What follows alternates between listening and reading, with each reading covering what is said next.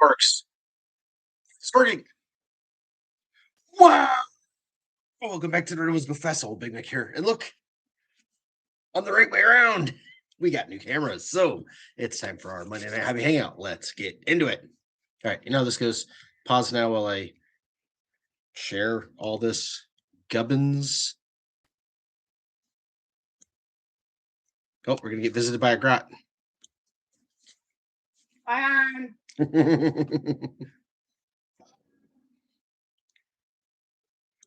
Hey, Lego Master 574. And an MTD Fox. Hello. Wagon. We are trying a new camera. Look, we're the right way around. We're not backwards anymore.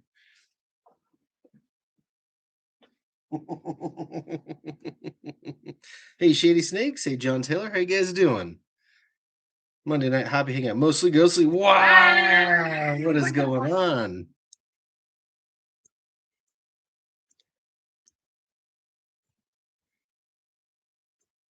Set that for that. I am. How's the new camera looking, guys? Are we liking this? CJ Ozog is Monday. Yeah, it's Monday. Honestly, having a live stream is the only thing that gets me through a Monday. No. Wait, what were you playing? Working on. Actually, you saw in the video I did with Best Grot, not Favorite Grot. And it's already built. So we'll be showing that off here in a second, working on something brand spanking new. 4:23 a.m. in the UK. It is 8:23 p.m. our local time. So you are what, 12 minus 4? You're 8 hours ahead of us. Do I have that right? Real CJ just ran his exacto into the base. All right, knife safety. Practice knife safety. All right. Good night, buddy.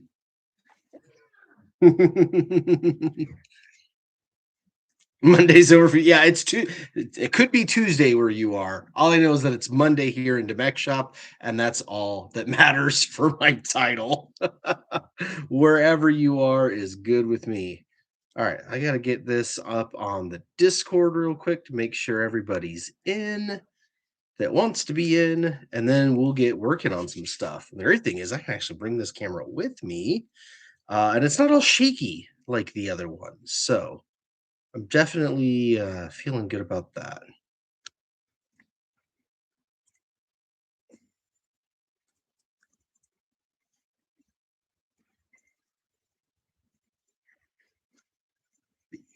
Yeah, is live. One of these days, I'll teach the grots to do this so they can spread the linky dinks and things while I'm like already streaming. That would be cool. Okay, let's see what we got. What we got?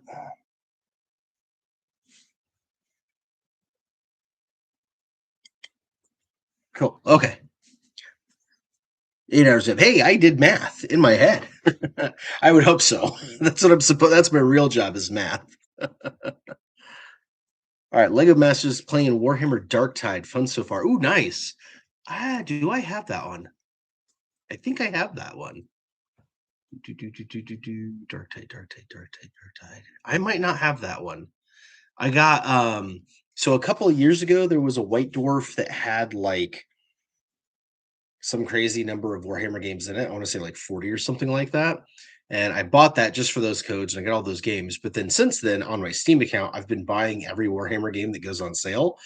So like I've got Space Marine 2 now. I went ahead and bought the Dawn of War collection, even though I own it on CD, just because it was nice to just have it on Steam. And honestly, I wanted to give these guys some funds since they're making Dawn of War 4.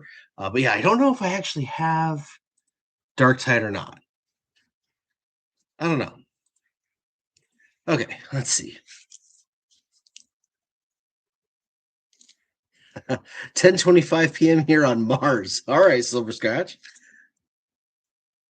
5 a.m. Tuesday for Mostly Ghastly. Man, you guys get up early to watch this. Oh, and MTD Fox, your order came in. Now you own 200 yellow dice for Bad Moon Taka. That might be enough dice for one attack. We'll see. Maybe. And with all of that, you get through your hits and your wounds and the armor saves, and you'll make 2 wounds. That's how orc shooting works. John Taylor riding a victory high, riding with the cult of speed in 4-0 in the local crusade. Nice. Have you been watching WOG Tactics? He's been running cult of speed a lot lately, and I think he went undefeated or 4-1 or something like that at his last Rogue Trader tournament. Cult of Speed like can be really good, but man, it's oof. It takes skill, super duper duper skill, because it's all about you're not playing so much to like blow the other guy off the board, and you're not playing to like get a bunch of victory points for all these missions and stuff. It's all about board control. You get your whole army up in their face where they literally cannot move, and you could just score all of the objectives the whole game without even really having to do a lot of fighting. It's actually kind of a wild thing, and it's really hard to do, but man, if you could pull it off, it is cool. Shady Snakes finally put together your Saturnine body salute. Ooh, nice. What'd you think of the legs? I swear there's like 5 or 6 parts. No, more than that, because there's like 3 in the toe or 3 in the foot, because you got like 2 for the toe and 1 for the heel. And then there's like the ankle joint, and then there's like a shin, and then a calf, and then there's like a kneecap, and then there's a thigh. It's got to be like 11 parts per leg on the Saturnines. It's crazy pants. I've never built anything like that. Turns your new boys knob into a breaking knob for your Kit Bash crew. Nice, nice. Hey, speaking of knobs, I don't know if you guys caught in the last live stream when we were yammering on about base sizes and stuff. I had predicted that they were going to move knobs to 40 millimeter bases, not just like the knob squad, but the individual knobs in all of the boy squads and stuff, based on the fact that the commando is gigantic and looks better on a 40, and that they put the Rekka crew, so you know your tank buster knob and your breakaway knob is on a 40. um Dawn of War 4, when I was watching their all their latest stuff on orc campaigns and stuff, when the squad upgrades and adds the knob is physically bigger and takes up more room on the digital screen. I am absolutely convinced that they're switching to 40s. But here's the thing. Even if they don't, I like went and clipped all of the bases off of my knobs. I am putting all of my knobs on 40s. I love the way this looks. When all of your grots are on 25s and all of your boys are on 32s, and then all of your knobs are on 40s, and then like war bosses and above are on 50s, it looks so righteous. It is like the coolest sinking idea. So I don't care, legal or not, like you can fight me in real life about it. I am putting all my stuff on 40s for my knobs. They look so good. Cannot recommend that hard enough. Mostly Ghostly, been playing Speed Freaks, such a fun game. I love Speed Freaks. So that's not this Speed Freaks, the board game. That's the Speed Freaks, the video game. Out on Steam. I was part of the like pre-alpha crew, and then alpha, and then beta, and then I bought the game. I really, really like it. Like even just outside of like being an orc or whatever, even if the game wasn't orky, like if it was something else, I really like the premise of it, but mostly I like the world building of it. Driving around those maps and seeing all of the orky contraptions and fortresses and stuff, and picking out all the things that, like, oh, that used to be Imperial. Oh, that like looks like a chaos thing. Hey, they stole some Eldar stuff. Is so cool. I really, really, really love that game. The only thing I wish, and again, I love the game. I love Speed Freaks. I love running around blowing stuff up Interstate 76 style. The only thing I wish is I wish they had a map exploration mode where you could just drive around by yourself. Like they like connected all the maps so you could just like cruise through the desert. I think that would be super sick. But no complaints. 10 out of 10. No notes. Mac 24-1 quack. Hey, if it quacks like a duck. Hey, Kinsung's on night shift and finished work. Well, hey, man, I guess you get to sit back with a squig beer and, relax with old Big Mac here. Hey, Blissful Badger's on. Log on, man. Dude, for those of you that didn't catch it, Blissful Badger put on his YouTube channel a week ago, I think now, New Year, New Army. And he's trying to decide between two different armies and like a true orc. He picked both and painted both. Spoiler alert. I really, really, really love that. I think he's still like, he's only going to pick one to like actually do the whole year out, but it was really smart to like, okay, I've got these two I'm trying to decide between. Let me paint a squad for each of them and see which one calls to me was Zog genius. I really, really like that. In fact, that kind of played into what I ended up doing this week. Mostly Ghostly is playing Dread Mob. Oh, yeah, yeah. He is playing Dread Mob right now. Oh, that's right. Yeah, he puts it out to a vote to and we make him do whatever we want.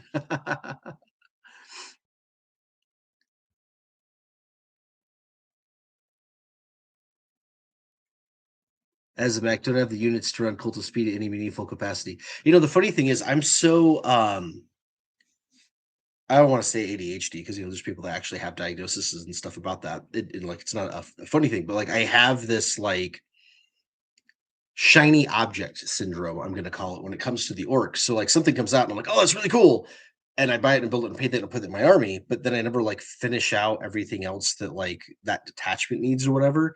Like I showed that in my Stillmania video. Like even Speed Freaks, the thing that I've like bounced back to the most, I still don't have enough points to actually do a full army that is like actually good to Speed Freaks. Obviously, you know, you can use every unit in every detachment, but you guys know what I mean. Like if you're doing something that's themed or you're doing something that the rules make sense for those type of units, because they're the only ones that benefit from it.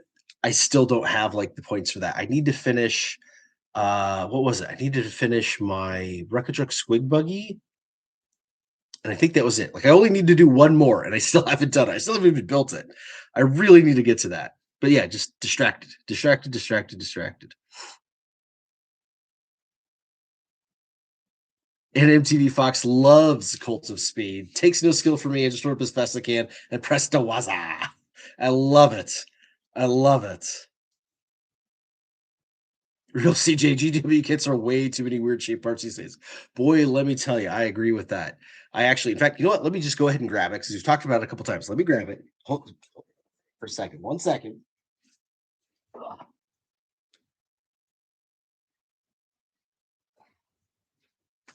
Yeah, get all the stuff. Okay.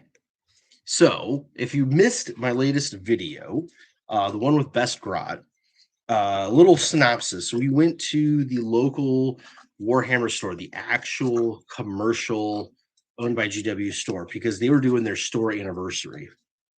And I wanted the store anniversary model, not the Age of Sigmar one, which is cool. It's like a vampire lord or something. It's actually really rad. But the 40K one is an Eldari Autarch guy. I just think it looks cool. And Eldari is the army, like one of the armies that I've got that I really want to get working on. And I was like, okay, let's pop down there. Let's see what's going on. See what kind of freebies and stuff they have. We'll get the store thing and we'll check out. And we got there, and my buddy Warboss Dan, he's the one that, like, you know, you guys know, mostly is responsible for me being as heavy into Warhammer as I am, and we've reconnected over the last couple of years. He has a huge Eldari army, and I was like, oh, well, he needs one. And then they had the new Hellsmiths of Hashut, the Chaos Dwarves. They had the new commemorative model for that, the giveaway one, but you had to like buy so much stuff. And at this point, just buying two of those store models, I was like over halfway there or about halfway there. And it was like, well, I had Best Grot with me, so I let Best Grot pick something out. But we also got a present for favorite Grot that you just saw, and then a present for first Grot. The other Grot doesn't do Warhammer stuff, so didn't get her anything. But yeah, so you know, got some presents for some people. But I really wanted that Hellsmiths of Hashukai because he looks just like Warboss Fred in real life. And I was like, Warboss Fred has to own this thing, right? So it was all about buying gifts for everybody else. I didn't get anything for myself. But Beskra ended up picking a brand new squad. He decided that he's got too much on his plate for his main army. He's got too much on his plate for his second army and his third army. But you know what he really wants is something completely, completely, completely different to get him excited and going and stuff. And that was like really, really cool because just the week before over at Mind Taker, I had picked up this. This is the Free Guild Cavalier Marshall. Now, AOS, I would love to play. Don't get me wrong. I would love to go play some Spearhead and maybe even full meal deal AOS. I don't have time to play as it is. And if I am going to play at this point, I'm going to play 40K. So I'm not starting an AOS army. And if I was starting an AOS army, even though it would probably be Cities of Sigmar, if I'm totally honest with myself, that's not the point of this. I've had in my head for a while the idea of wanting to do some painting competition style minis. So I'm not painting it for a specific competition, right? Like I'm not like painting this for a Golden Demon, but I want to paint it so that I can enter it in competitions. I've done a couple of try hard models before. If you guys want to see them, let me know in the comments, and I'll drag them out of the case, or pop into some of those super chats, and we'll definitely go through them. Because I used to win painting competitions back in the day. In fact, I got two display cases here. You guys are the things you guys ever seen that are full of ribbons and trophies and stuff from scale modeling days. But I really wanted to do some more miniature stuff. And part of what's been rattling around in there is to be inspired enough on something to do. And I'm kind of tired and burned out of painting sci-fi stuff in that way. So I didn't want to do anything Necromunda. I didn't want to do anything 40K. I wanted to do something high fantasy. And the AOS gets amazing for that. Like I really want to paint all the dragons and things. I don't know. They look like a whole lot of fun. But one of the ideas that I've had is there's diorama classes and things like that, and unit classes. And I'm like, I love the dioramas where you have the units are all on their individual bases, and then you build the diorama base and they like slot into the big diorama base. So you pull them out and put them in, a unit competition, or actually use them on the tabletop, or you could put them in this display base. And one of the things I wanted to do was the four horsemen of the apocalypse. Now, for the longest time in my head, of course, it was the four Orkmen of the Apocalypse or something like that, right? And so, it was like four Squig Riders. But I just got done doing my Squig Hog Boy unit, which I loved doing. It was really awesome. And I'm doing another one that is all looted for my Every Kit is an Orc Kit series. And so I've already got, plus I have another unit of just regular Squig Hog Boys that I haven't painted yet. So I've already got three actual units of real Squig Hog Boys. I don't need any more. I don't need a fourth, and I sure don't need a display version of it. Plus, I was like, okay, well, then I'll do the Age of Sigmar squigs, right? They're kind of, I don't want to say weird. The way that they've done them is different. So I bought these squig hoppas. So it's a grot on top of a little squig, and they're really, really cool, but they're really vertical, and you get a ton of them. There's like 16 of them or something like that in the box. And I'm like, well, this isn't going to work. I want bigger ones. So I went to go look at the bigger ones, and they have the Mangler squigs. And those guys are cool. They're really big, round ball, like old school style squigs. Really cool. But you get two of them kind of like on top of each other, or you can get one with a goblin riding it. They don't have any squigs in AOS that are ridden by orcs. The only thing the orcs ride is the great big giant dragon dude that's like kind of on his forearms. So I was like, man, they don't have any big enough riders because I don't want to do the little guys, and I don't want to do these giant guys that are kind of round and then like double them up, make them look the same. So I kind of abandoned the orc idea, and I kind of abandoned the whole idea. And then a couple of years ago, they came out with that um, Nurgle horse guy thing. You guys know what I'm talking about, right? It was really, really cool. I swear every Golden Demon since then, the AOS category has been won by one of these things, but it's this Nurgle horse. He's looking really pestilent. The rider on him's got the big giant Sith. It just looks so killer. And I was like, okay, obviously he's pestilence, but I need three more I need three more horses to make this work. What am I going to do? And so I went through all of the AOS stuff to look at what there is. And this guy right here, the Free Guild Marshal, don't die, who I'm officially breaking right now on the stream. This guy right here, the Free Guild Marshal, I identified him as being my choice for Conquest. Now, Conquest is supposed to ride a white horse, and the artwork for this is kind of a but no thing. But I think it right really awesome, especially with a bunch of dark leathers to contrast. And then the shiny armor of the guy, but he looks like Conquest to me. So I bought him, and even though I have not built a kit since I broke my hand, I give you the free guild marshal. Check that out. This is such a cool kit. Now, obviously, if I'm going to paint this for a competition, you're probably all going, "What the heck is this guy doing with it all built?" No, no, no, no, no, no. They are actually smart about this, and they have it in a way where you build the whole horse first, and you build the whole guy, and then you put the guy on the horse. So super easy to do that. I did leave off two other subassembly pieces. I have his shield here because his shield goes on um, his arm that's here. So it's the one that's like this. He's got like the harness in it and stuff. So when you glue it on, you actually see the inside and the outside of the shield and like inside his cloak and stuff. So I'm leaving this off. And then there is this stick or branch tree thing, whatever. It goes in this cool little hole right here, but it's really close to the rocks and the actual horse. And so I left it out so that I could paint all that and paint this separate and then glue it in at the end when it's done. There it is in its place. Try to turn this so you can see how kind of close that is. And so yeah, I don't want back there being bare. So I left those two pieces off. I left those two pieces off. Here's the actual horse. But we were talking about weirdly shaped pieces. Nothing on the horse itself was that bad. Um, the horse was two halves, the head was a piece, all the little accoutrements for each individual piece. He went together pretty darn good. And again, this is going to be Conquest, and Conquest is the white horse. I'm not going to do them all white. I'm going to do, he'll have like a fade of color, probably black, honestly, on his, on his little hooves. Um, and then obviously the mane and the tail will be a different color, and then probably like do some sort of, his face has armor on it, so I can't do like a nose stripe or anything, but like his actual nostrils and his little mouth will be the pinky tan color of horses.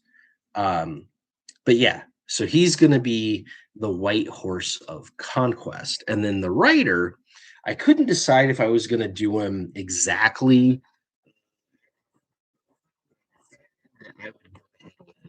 because that made the most sense. But the oddly shaped pieces are the front here. Do you see the stirrups that have his toes in it? That is all one piece, that little A-shaped piece. But each leg behind it was a separate piece, and it's in a V shape in his butt. So building him was incredibly tricky, especially with a hand that still doesn't really work right. I have not had my third surgery yet, so I still have a titanium rod going from here to here that keeps my wrist from moving. But it also means that when I move my fingers, all the little tendons that go up here, they touch the rod, right? So it's very painful. And then I've got no grip strength and dexterity. Plus, I've got a bunch of nerve damage in this arm. So it was really hard to like kind of hold pieces and then manipulate with this hand because obviously being right-handed, this is the hand I'm using to like scrape with the knife and things like that. So it was tricky, but I got it done. I'm really proud of this. Like I said, just it's been since early October. So all of October, November, December, January. It's been 4 months. It's been like 120 days since I've been able to build a Warhammer kit. And to build something so tiny, especially for a competition, felt really, really good. I've got one gap to deal with there on his cloak on the very, very back. You can kind of see it going across the top there. I just got to put some sprue goo in there very carefully, and it will be good to go. That was the only gap in the whole thing. Um, yeah, fantastic kit. Cannot recommend this kit enough. Very cool. Makes me want to do a free guild army for sure. Like, not even joking. Um, so yeah, that is super cool. Why is that doing that? So you put that. Maybe that was okay. Anyway, so what I ended up doing is I built in box stock. I really like his head. The all gray head is hard to see, so I'm gonna pull this guy back. There we go. There's the two head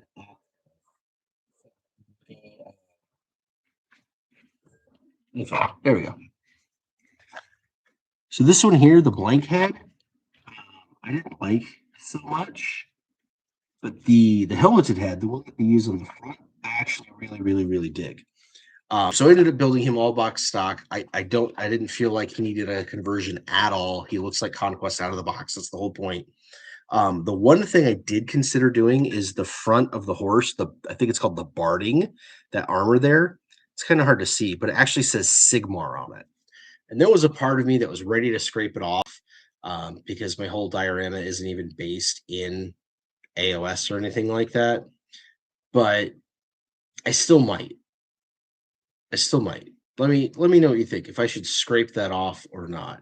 I think the lettering looks cool. I just don't know that like Sigmar is necessarily what I don't know. Let me know. Put it in the comments. All right, let me catch up with you guys since I just spent the last 20 minutes yammering on about this thing. But yeah, that was all from Real CJ's comment on GW kits are way too many weird shaped parts. I agree. The horse was weird. Shady Snakes, I think I counted 8 pieces per leg and 8 for the torso on the center 9. Yeah, you're not joking. It really is that many. It is crazy. The weird thing is, like, yes, the knee is like articulated, but it's only articulated in what 3 or 4 positions. You don't need any of the other pieces to be separate in order for that to work. They could have gone away with 2 pieces, maybe 3 if you wanted the toe to be separate so the toe could bend. I don't understand why they made that kit so crazy. I really don't. Real CJ was building intercessors the other day, and wow, no common sense design principles were implemented. No, they were not. So, fun fact: Dark Imperium, the first intercessors and the first Death Guard, was one of the first kits Games Workshop did entirely digitally. So those pieces were all split apart in a slicer, not by hand, and it shows. And the multi-part intercessor kit was also one of the first ones like that. If you build a newer kit now compared to that first intercessor kit, it is a night and day difference. It really is wild how wonky they were when they first went full digital. Let's see. Blissful Badger just finished rebasing Tyranids. I'm expecting more rebasing activities for 11th. Yeah, I mean, we're not getting away from rebasing. There's 2 reasons for that. One is Games Workshop is a filthy capitalist, company and wants you to buy the new things, and you're going to buy the new things if they're on new bases because nobody wants to pull bases off their old junk, right? Obviously. But also, to be fair, as they upsize things, they do look significantly better on right size bases. I mean, I was just waxing on poetic about knobs on 40s, but even like intercessors look so much better on 32s than Beaky's ever did on 25s. I will even be totally honest and say that the new Guardians look good on 28 and a halves. They really do. I still hate that 28 and a half exists. And I hate that like Eldar couldn't be either like scaled to a 25 or scaled to a 32, like pick a lane. Um, but I mean, I get it. I get that they needed a middle ground base. A 28 and a half or 29 kind of makes sense. But yeah, but they, in all honesty, they do look good. They do look really good on it. So there is something to be said for as they upsize things, getting them on the right size bases helps the models look their best. And that's okay. That is okay. Oh, hey, that's right. I have so fun fact, in the web store, where you get all of the drip, we have the stickers, right? Um, the stickers are super duper cool, but they're made to order, so they're kind of pricey. So I've been looking into getting stickers on my own in bulk so that we could have the stickers a lot cheaper. These first ones right here are actually going to be for Mindtaker Miniatures. So if you guys are local to Old Big Mac, you will be able to go to Mindtaker soon and pick these up from their sticker selection at the register. But I'm also holding some back for trades and things. I got a bunch of Warhammer stuff I'm getting ready to list on the Discord server. And so, yeah, so if you buy or trade anything with Big Mac, you are going to get yourself a cool little sticker included with your stuff. And yeah, we're going to see how this goes. As the web store grows, as the stuff grows, we will be opening a second storefront. The second storefront will be things that are physically inventoried right here in the mech shop. In fact, the name of the thing is probably going to be themechshop.com. So nobody take that. But anyways, you'll be able to buy like stickers, any kind of books that we print. Like if we do a Kid Hammer rules, as we get into the Gorka Morka stuff, you know what I mean? We'll be there, things of that nature. If I get a decal printer going again, I really want to buy a decal printer that does white, and I start doing decals again, you'll be able to get it there. So that's kind of where that stuff's going. But these again are for Mind Taker, or you might get lucky and get one from old Big Mac himself. Let's see. Mostly ghosts who've been thinking about getting a second army. Necrons or Emperor's Children. I haven't decided on that. Okay, Emperor's Children, very cool. Very, very, very limited. If you're buying brand new right now, go get that Battle Force that is releasing this week that has what's his name in it, the big flappy Primarch guy. That's cool, and you can put that with the Combat Patrol, and you're done. You've got all the new figures for a while. But do know that like that army is super limited right now. So if it's a slow burn, if you're willing to only do like one unit, every couple of months or something, perfection. If you want a whole army right now, go get Necrons. Azamak, that reminds me, you should probably go ahead and buy a bulk pack of 40 since they only have like 5 extras. Yeah, that is like my number one thing recommendation to guys getting into orcs, especially that like doing kick bashing. Get a bunch of bases, and I practice what I preach.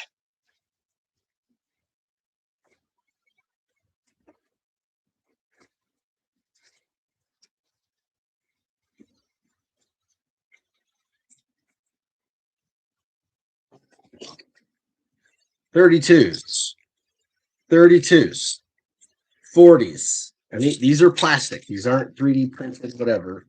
These are GW official matching sizes. I buy a ton of both bases on eBay, and I have them stashed in a drawer right there at the desk. So no matter what I am converting at any time, I'm ready to go. Having extra bases is the secret.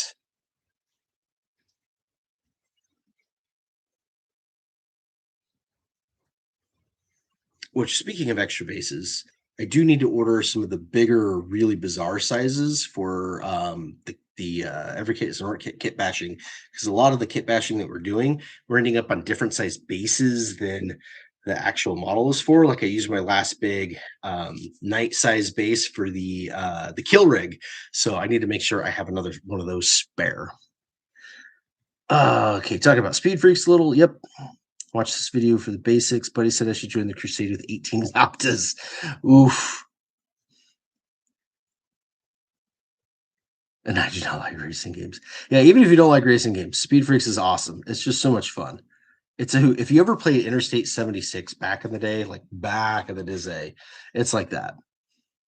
All right, Silver Scratch built product 6277. And you're in an escalation league, just hit 750 points running, 1 Assault Termi squad, 2 Terminator squads, 1 Ancient, 1 Corvus Black Star, the only player the flyer. Oh, neat.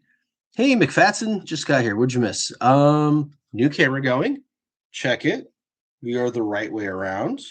There's no shaking. Everything looks maybe a little lighter, a little brighter. Yeah, so we're working on that. I'm thinking that's doing pretty good. We're also talking about the Free Guild Cavalier Marshal, who I am building to be one of the 4 horsemen. I will tell you the other 3 horsemen here in a second. Let's see. Fun vehicle combat game altogether. However, picks up infantry. They do what's called Mad Max. Oh, John Taylor, is that you're talking about in the Speed Freaks game? There's a new mode called Mad Max, and you can just drive around. Okay, I got to make some time to go play that then. Maybe after I have my 3rd surgery and I've got a couple of days off where I'm not allowed to work and I'm like stuck in the bed, I can one hand it. Savmaster, Big Mac, and anyone else, I'm considering making YouTube videos painting and showing my collection. Would you recommend a new account or just rename this one for your motivation, not really your profit? I don't think there's anything wrong with the Sav Master. That sounds pretty darn cool to me. As soon as you make it, um, throw it up in the Discord, man. I guarantee I will subscribe. If any of you guys ever make a YouTube, I'm right there. I will subscribe to every single one of them. I watch everybody's videos. Blissful Badger can tell you that. I'm on his channel all the dang time. I watch everything he puts out. Um, I love growing this community because that's what got me into starting this channel in the whole first place was I'm sitting here in this den working on Warhammer stuff all the time, and I had nobody to share it with. Like, don't get me wrong, like I've got friends and there's a local scene and stuff, but I'm busy, right? We're all busy. I work full time. I got 4 grots I'm raising, got a wife, I got other hobbies and things, and the time to like go do Warhammer stuff just wasn't there. And in the time I was using for Warhammer, I was using in here alone to build or paint. And so it was like, well, if I start putting this stuff up on YouTube, at least I'm sharing it. And then I started getting feedback from people. And then we got the Discord going, and now we can like share pictures and stuff. And so yeah, I love being able to connect with people, and it makes it so much better than just doing it on your own. It makes it so much better than like, okay, this is my one time to go to the hobby store all month. Let me pack up all the cool stuff I painted. And then you go over there and you might show it to one person maybe, or like who knows if your main crew doesn't show up. And like, if you're not a regular player, like a regular league night or something like that, like it can be really hard to get the stuff out there and show it off and talk about it and stuff. So yeah, like that's why I even started this. So I am 100% about other people doing YouTube and amplifying those channels and adding to it. And yeah, like go for it. And I think Sav Master is a great name. Mostly Ghostly says I could do that in a private game, just don't enable bots. That's not a bad idea. I gotta check out that Mad Max feature though. Disson's no goot 3319. Wah! Yes, and MTD Foxes, go for it. Show some good stuff. Shady Snakes, any news on the TM? What is the TM? TM.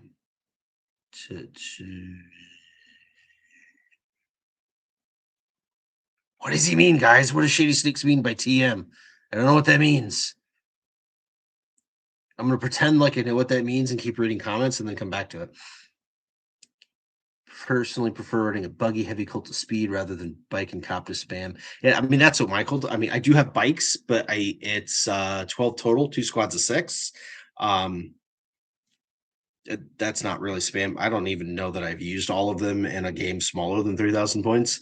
But yeah, I want to take the one of every buggy, and I've only got 1 squad of Coptas that's actually built in paint. Everything else is in pieces. So, and I want to do, I take legend stuff like the Chinork there, and I take flyers because I'm crazy.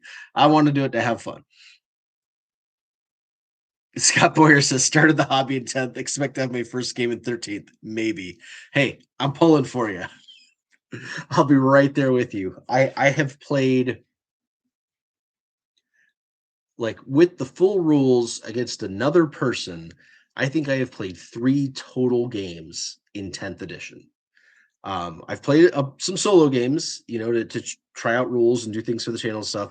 Played a bunch of Kid Hammer, but I think I've played 3 total actual games. It's I don't think it's a very good rule set either. Is part of it.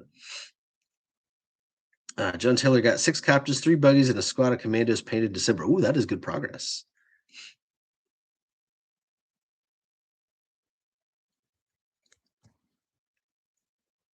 As a Mac should actually poke into an actual GW store at some point. But the closest one is like 2.5 hours away. Yeah, dude, it's not worth it for that. Our local one, it's in another state actually, but if there's no traffic, it's only like a 20-25 minute drive each way, so it's not that bad. And Best Route and I were going to go out and do some stuff anyway. And so it was one of those things where it was like, well, let's go just check it out. Because we actually have 2 that we could go to. The other one is like 40 minutes away. And we've been to that one a couple of times because that's the one that we've done Armies on Parade in person at. In fact, First Grot won outright the Age of Sigmar Armies on Parade there in like 2022. or something like that, maybe 2023. Um, and then she hasn't painted anything since, but beggars can't be choosers. But yeah, so like we know about the other one, and I don't even know. I think their anniversary is literally this month now in February. So I mean, we could have gone there, but yeah, it was kind of this like this part of like we've got the store that's actually closer. Let's go check it out. And yeah, just kind of being close enough. 2.5 hours, man. Now, don't get me wrong. If it was like Warhammer World, right, like in the UK, if I was 2.5 hours away from Nottingham, I would go. The new Warhammer World that they're gonna build in the US, yeah, I'd probably go to that. The Tokyo Cafe, definitely worth 2.5 hours. There's a really, really giant Warhammer store in Texas. I wanna say it's in Austin that would probably be worth checking out. Otherwise, like, if it's just a regular old normal corporate store in a strip mall, yeah, they're not worth it. Um, I mean, as you guys saw, I did the video last year on every local game store in my town, and I would say 1, 2, 3. I'd say 4 out of the 5 are bigger than the GW store, and I'd say 3 out of the 5 have more selection, hands down. So, I mean, it's not even like the greatest store to go to for Warhammer, period, let alone everything else. John Taylor, watched a new video about grabbing something from an army you don't have. Have you thought about skirmish games? I have. I really like Mordheim. I loved Mordheim when it was out. There's nobody around here to play Mordheim with, and that game is far too complicated for the Grots at the moment. So that's out. Kill Team, I've tried a bunch. It's a cool game. It's not my deal, and I think that that's part of my problem. Is I don't like skirmish games. I like Warhammer because it is an army game. I like setting up entire armies. If I'm just gonna do a skirmish game, I'd rather go pick up one of the, multitude of much better board games than a tabletop skirmish game. Unless it tells a really compelling story or has a narrative to it like Mordheim or Necromunda. The only um exception I will say to that is Blood Bowl. Blood Bowl legit looks good and it's different and it's interesting and it's easy to pick up. The Grots and I are definitely thinking about picking up the new Blood Bowl edition that just came out. Plus, there's a bunch of you guys on the Discord that play Blood Bowl, so I know that I could get some virtual games in and get some tips and tricks and things. In fact, I was looking at the gnome team because they look like the little lawn gnomes, man. They're so funny. I was looking really, really, really, really hard at that. So yeah, if there is going to be a skirmish game, it's going to be Blood Bowl. Hey, Tugboat 02, what is happening? Kill rigs and hunting rigs. Reckon there'll be changes to them. Legends. Definitely not going to Legends. Kill rig is going nowhere. That model is practically brand new. It's an excellent seller, and it makes a ton of profit for them. Kill rigs aren't going anywhere. Changes is going to be just to the data sheet. There's going to be no changes to the actual model. So go for it, build it, do all the things. You are 1,000% safe, guaranteed. Did I say Sith? I don't know. Did I? FYI, when you put a box in front of the cam, it blocks the mic. Oh, hey, thanks, Tugboat. So like when I do this, then you can't hear me? Okay, good to know. This can do an external mic, but when I tried it with my external mic, it funkified the audio a little bit. But I think that that's just I've got a really crappy mic. So I think I need to buy a different external mic. And then we can try that, and then I'll be able to block you. Not have any problems. That is a nice change, having something easily paintable and sub-assemblies. Yeah, Blissful Badger. This, like I said, this kit was designed extremely well. Like you get to this point in the instructions before you even touch this guy. They very clearly made it so that he could slot in and out of that saddle, and made it super duper easy for painting in smart sub-assemblies. I mean, obviously, if you wanted to go like super crazy, you could leave off all the little pouches and things. These are all actually separate bits to like paint up underneath in them. Man, even for display though, I don't think you could see up in there enough for it to really make any kind of a difference. Um, Especially, the horse, like I said, is gonna be a white horse. He's not gonna be, um, some crazy, really glazed paint job that's gonna have all of this fading and stuff that I'm gonna need to get in there for. So yeah, really, really, really, really good kit. I'm so impressed. So impressed. What do we got here? Catch back up. Hoovy Bear took your recommendation to subscribe to Warhammer Plus. Been really enjoying the White Dwarf archive. Do you have any show recommendations as well for somebody more into the hobby side? Oh, glad you signed up to Warhammer Plus. For those of you that don't know what Hoovy Bear is talking about, I have been a subscriber to Warhammer Plus since the day it was announced on an annual subscription. They pay me to do it. And I don't mean like some super secret, they send me money and I'm supposed to talk about it on the channel. I mean, like, everybody can do it. What happens is when you subscribe to Warhammer Plus, especially at the annual, like you pay for the whole year in one go, you get a um a coupon to use in the web store every year. I think the first year it was 20 or 30 bucks, but every year since then it's been 10, which is this guy who's only 10 bucks, by the way. Good old fashioned orc shaman in metal, brand new casting.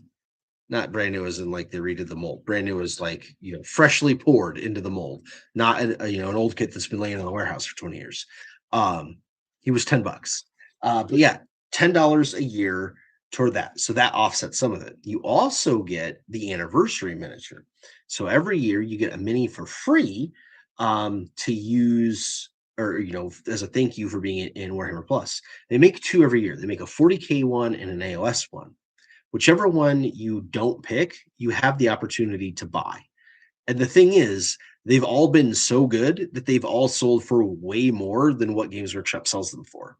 So even if you keep one and sell the other, the one that you sell more than likely paid for your subscription and then some. And then you get the $10 voucher on top of it, and it's wild. The other secret sauce about the free mini in the year is as long as the free mini is in your order, you get free shipping. So if you were gonna make an order and it didn't make free shipping, or there was a shipping charge because it was gigantic or something like that, you could put it together with that free mini, save all the money on shipping. So that was why I was like, man, you guys should just join Warhammer Plus because you're gonna get everything for free. But all you got to do is sell these couple of minis a year, and it really, really works out. And the great thing about it isn't so much like, oh, you get all these animations; it's you get the whole White Dwarf archive, which is wild, and you get the archive of like all the really old, cool rule books, so Imperial armor and things like that. And I think um, like stuff for fantasy battles slash old world, like it's all in there. It's really, really, really rad. As far as shows, there's the new one, Scrap Demon. I like the premise of it, except for they keep like interjecting every 20 minutes in the show. They'll be like, "Oh, now you got to add this to your thing," and that's just kind of hokey. But it's still kind of okay and fun. Um, all of the old painting classes, especially the ones that had Peachy and Luis, who does Rogue Hobbies on YouTube now, are fantastic. I go back and rewatch those all the time. Even their current presenters are still good. I watch their painting shows, even if I don't necessarily pay attention to them. They're great to have on in the background while I'm painting. So yeah, just check into their live stuff. Their lore masters was actually pretty fire. People give them crap for having all these live shows instead of animations, but their live shows honestly are good. As far as the animations go, like Tim Robb says, Angels of Death is really good. Angels of Death is fantastic. Um, the Grots really liked the Exodite. That one was fun. I really liked Hammer and Bolter. I thought they were super fun, like one shot episodes that you learn things. And then that Age of Sigmar one on the Stormcast Eternals. I forget what it was called, but it was a series. Was really good too. So honestly, just watch all the animations. There's not that many of them. It doesn't take that long to kind of go through all of them, but they're so worth it. They're all good. Hello, broken sword. No, I do not think the sword is going to break. The sword is actually really, really good. It's more this thing, which is the other half of the bridle, is kind of doing. But yeah, he's doing all right. Broken Sword Miniatures. After having experience in 3D printing, an argument can be made for the quality you get in a company like GW. Dude, look, you guys know I'm a model guy. That's why I'm here. I like the models. I'm here to build. I'm here to kit bash. I'm here to paint. I really could care less about playing. That's why I always think it's funny when people are always recommending games to play to me. Like, oh, have you tried, these rules or those rules or this game? And I'm always like, buddy, I'm not here for playing. Um, and when people talk about other game systems, then I look at their models and I'm like, these models don't measure up, dude. I'm in it for the models. And GW's models are the best, hands down. They just are. McFadden starting a Chaos Demon Slanesh army this late in 10th. Your opinions, how cooked am I? Not cooked at all. Not cooked at all. Demons aren't going anywhere. And demons that are bound to the Chaos God, especially, are not going anywhere. Gameplay wise, who knows? Who knows? I could totally see them doing a balanced data slate and making demons overly powerful on purpose, just to sell a whole bunch. Who knows? Fulgrim and MTD Fox buying a Lotus and bases, build some Ludas. Do it, but don't build any Ludas. I guarantee you, Ludas are changing their loadout. Ludas and Burnas, that kit is dead for sure. It's going to be replaced, but not in the 11th edition launch. Ludas and Burnas are coming as the next kill team for orcs, and they are going to be done in Tank Busta style, which means you're going to be able to build either or out of the box. But for kill team, you're going to want to like mix and match all the different things, and it's probably going to change the size again. They're going to be 6 strong, like the Tank Busters, instead of 5. They're probably also going to have like a Gra and or a Squig in there, if not both, which would be really cool. Like I'm super looking forward to it. Don't build any looters right now. They are definitely changing. That is one of the worst selling kits Games Workshop makes, surprisingly. Fatson says, cheap third-party bases from Amazon is great. The official GW variety pack is good if you just want a few bases for the occasional chop job. Yeah, so Games Workshop does make a couple of different bases, like packs where you get different sizes in the packs.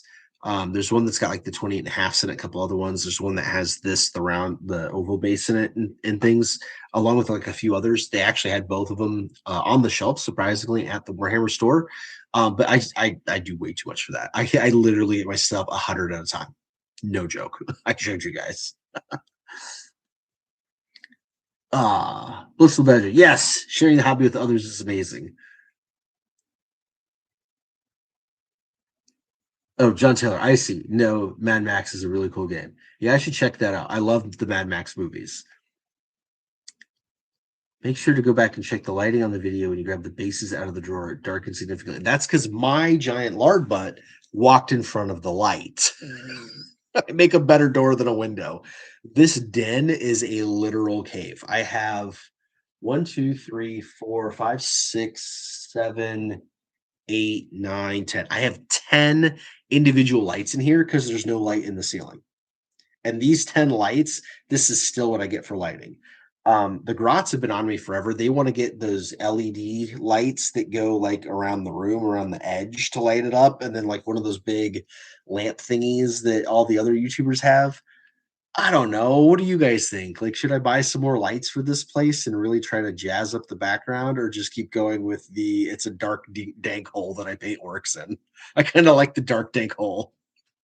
I don't know.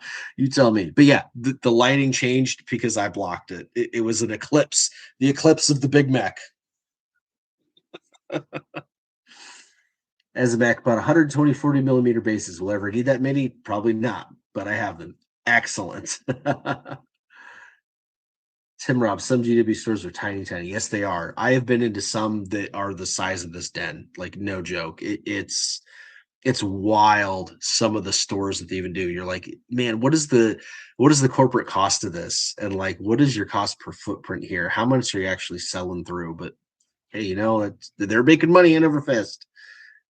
Burton Denali, you're late. What did you miss? You missed everything. But as always, this is going to go on YouTube as soon as it's done. So you'll be able to go back and watch whenever you want. That's it. The only GW in my state is the size of a large living room. Everything Thanos. McFadden just signed up to Warhammer Plus now. I can make multiple lists in the app. Oh, that's the other good thing. You, I do like Games Workshop's actual app for list making. It's garbage to actually like play with and stuff. But when I'm just sitting here like making up lists for like the videos and stuff, when I'm doing like the Battle Force reviews, or like helping the Grots with their lists, or just like coming up with random things, I really like it. I probably have like 60 lists saved in my app. I really do like that. Masterclass. Yeah, it was the name of that good show. Hey, Shady Snakes, thank you for that, my friend. We got our first super chat. Everybody say thank you to Shady Snakes. Let's go. So, for those of you guys that don't know, I've talked about this before in some streams. Games Workshop judges your channel on a bunch of metrics. And one of the metrics is in your live streams, do you get super chats? The more super chats you get, especially the more that you get that actually meet a goal, the more they send your video to new people.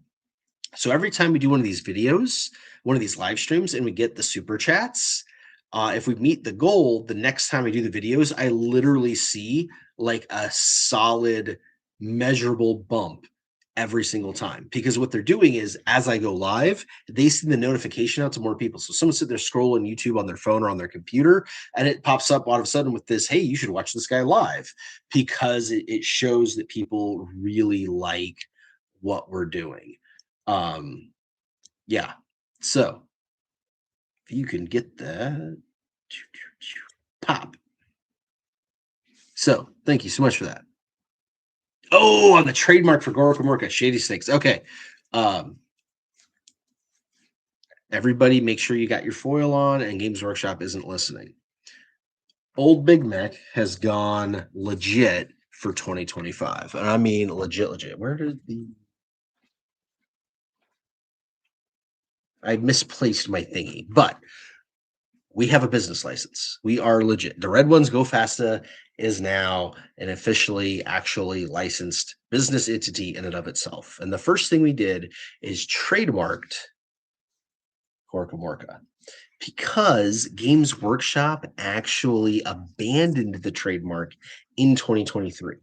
And not just abandoned as in, oh, they let it expire, as in they filed paperwork specifically saying, we don't want this trademark anymore. It's not ours. So we jumped in to try to get it. And what we're going to do is run with it, obviously with the merchant stuff, but also licensing out the RPG that Dirt Hermit has been making. So that is what we're trying to do. The application is in. It's going to take months to hear back.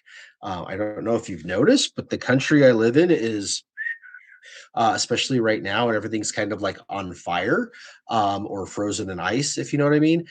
So the federal government isn't really working so great. So we might get the EU one back before the US one, but I did apply for both. So yeah, I threw all my own teeth at that. We're throwing all the, like, this was just a fun hobby, but we might turn this into a thing. So yeah, that's what Shady Snakes is asking about. And if you want to be a big part of that, being a channel member, being a patron, is the way to do it, because once we get those trademarks and start going whole hog into being something, those are the guys that are going to get be able to help literally make it, like literally make it from scratch, ground up, what we want. Basically, I really miss Games Workshop being the punk rock anti-establishment company that it was when it started and when I started. I don't like the current corporate monolith owned by private equity, worried about investor relations thing that it has become. Games Workshop was a million times cooler when White Dwarf was full of things that other people made too, and they encouraged you to literally build stuff out of garbage, and that you didn't need to buy their stuff to play Warhammer. So I'm looking to make my own version of that. We'll call it Works Game Shop. That'll work. And MTD Fox, can't wait for that Burna update. I can't wait either. I think it's a while out though. Just fair warning, it might be a while. Like to the point where I could see the current Burnas and Ludas still living in the codex and then them updating it literally after 11th launches. They are a while out, but that's coming. I know, real CJ, everyone's been saying Storm Boys. I'm telling you, Storm Boys are not it. They're already over all the flying guys in Kill Team. Everybody thought it was going to be a whole season of Kill Teams that were flyers, and that was not it at all. And Storm Boys have been confirmed, modeled exactly to the current kit in both Dawn of War 4 and the Total War Warhammer 40K. Like the animations show them identical. They're not changing Storm Boys. They're just not. So yeah, the current Storm Boy kit lives on. McFats and Demons being demoted to a low tier gimmick style Grotmus detachments. Everybody said that. Everybody thought GW was trying to phase them out. But look what happened with Death Watch. Death Watch isn't even that popular of an army. And the outcry was so much, so fast, so hard that Games Workshop redid it right away. And Demons is definitely got way bigger of a fan base. Yeah, it's I'm telling you, they're good.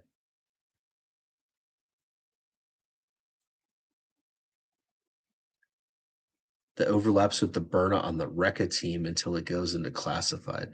The Rekka team doesn't have a Burna, dude. There's no Burn in the Rekka team. The Burn is in the Commandos team, and the Commandos team is going into classified, which is when we're gonna get the Burnas and Ludas kit. Trust me, I'm telling you, Gork and Work themselves had told me.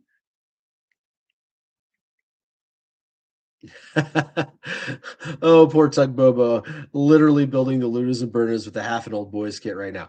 Dude, just build them. Build them now. It's fine.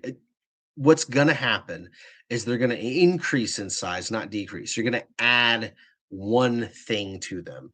And more than likely, it's going to be a knob on a 40 millimeter base anyway. So when it comes time for the new ones, you're just going to, build a couple of knobs and add them into your current squats. It's fine. You're totally cool. Just stop at one. That's all. That's what I'm going to say. Stop at one. Blissful Badger. No. There are 4 lights. Yes, there are 4 lights. Gotta love a good Star Trek reference, especially next gen. Tyranid Raveners, we're getting murder wing teams for the next 6-9 months. Well, I'm telling you, orcs aren't getting one in the fast attack move jump thing. We're not. They're just not. I like the dark tank hold Big Mac. Right? Like, I mean, what are you guys painted? Isn't it like a closet or a corner or like under a pile of boxes? I mean, that's where we all paint. We're orcs. Like I don't know what to tell you. To dark dank hole.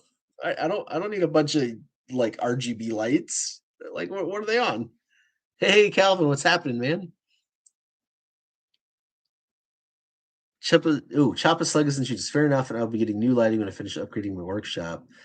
Oh, dude, I cannot wait for you to make videos. For those of you that don't know, Choppa Sluggers and Shooters, he's the guy that does all the data cards. He's posted them on, links to them on our Discord. They're amazing, excellent, excellent visual work. I'd love to see what you do with video for sure. Real CJ. Dude, you huff the hopium. Huff the hopium. We're not getting new Storm Boys yet. Valrax seal of approval rumors. What orc units are safe to paint until the next edition that aren't Snaggas? Mr. Nuggin, great question. Every single buggy. So custom booster Blasta, Shock Jump Dragsta, the Wrecker Truck Squig Buggy, the Boom Deck Snazwagon, the Megatruck Scrapjet, and the Death Killer War Trike. All 6 buggies, good to go. The 2 kill teams, so Commandos and then the Wrecker Crew, which is the Breaker Boys and the Tank Busters. All good to go. The Big Mech, that's the new standalone Big Mech. In fact, I think I have them right here.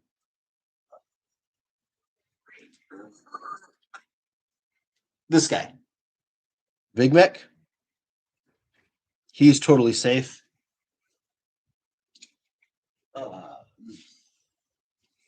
See what else is totally safe. Boss Snickrot, totally safe. What else that isn't B-Snagga? Battle Wagon, you're good to go. Battle Wagon's not changing. You could definitely do a Battle Wagon. The flyers are all good. They're not touching flyers for a long time. So you want to build, Dakajet, Wazbomb, Blastajet, Burnabama, Blitzabama. Yeah, Blitzabama. All those are good. Stompa's good. Stompa's not changing. Gorkanaut, Morkanaut, those aren't changing. Definitely do those. Def Dreads, surprisingly, Def Dreads are not changing. So go ahead with whatever Def Dreads you want to do.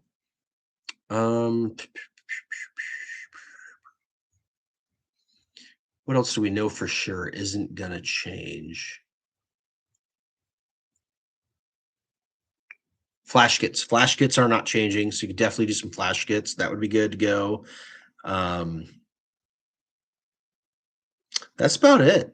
Everything else is either open to interpretation or is definitely getting replaced. But that list, you're all good. Any of the buggies, Commandos, Tank Bustas, Breaker Boys, Boston Necrot, Big Mech, all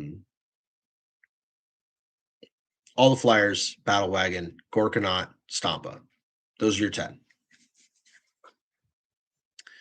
Calvin just woke up, fell asleep on the couch. Man, I know how that goes. Believe you me. Work full time, going to college full time, 4 kids. I'm out. I'm trashed. You want to wager a truck on that, Brain Boy? Are we wagering a current truck or a new truck? Answer me, CJ. Which one do you want? Do you want an old truck or a new truck? Blasto Turtle, brand new player playing orcs, of course, just finished pacing in first units. Right on. Welcome to the WA. Nice. McFadden, look what happened to Death Watch. Death Watch or Space Marines have a few more fans than demons. Okay, that second line, that's important. So McFadden's second sentence is, besides it could be GW being dumb, not wanting to share an army with AOS. Everybody thought that was the way GW was going, myself included. More and more, they were splitting the product lines apart. They didn't want things tied together. They didn't want they wanted each line to stand on its own so they could tell what the sales were for each line as they, grew each line. They have since reversed on that. They realized the error of their ways, and they are releasing more and more kits that are not only viable, but specifically designed to be used in multiple game systems at the same time. And Demons has always been the linchpin of that. They were the very first unit like that. Like they took Demons out of Warhammer Fantasy Battle and said you could use them in 40K. And the Greater Demons all followed, right? They are the bedrock of that. They are not going to change. I really, really believe this when you read the annual reports. So if you get into like high finance stuff and you buy stocks and whatnot, companies put out annual reports.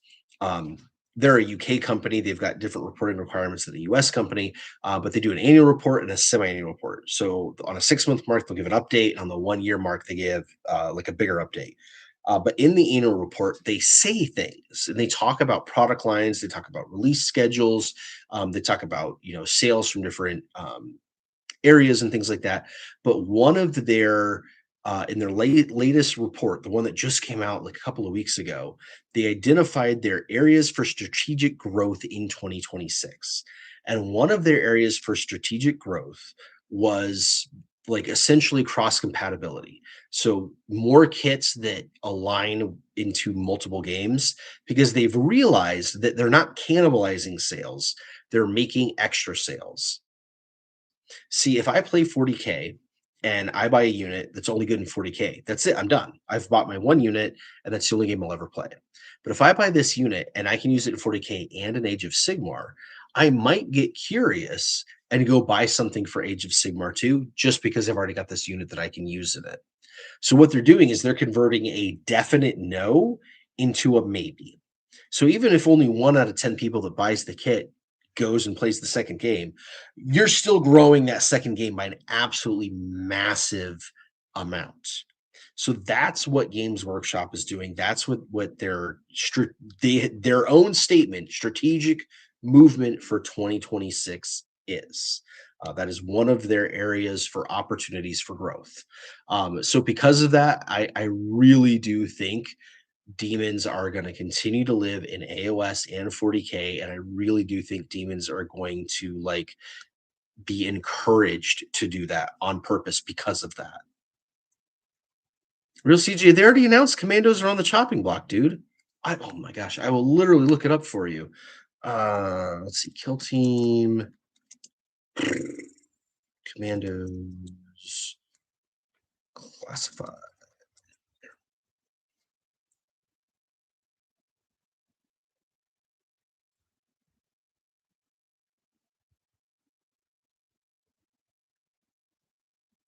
The announcement article was literally a year ago, September of 2024, when they launched classified kill teams. So, teams that are currently available in kill team product range are labeled classified, which indicates that they are the ones currently recommended for tournament play. The teams below are currently classified, and this list will be updated after the first season of the new edition comes to a close. When the team leaves the product range, it leaves the classified list. That's the important line.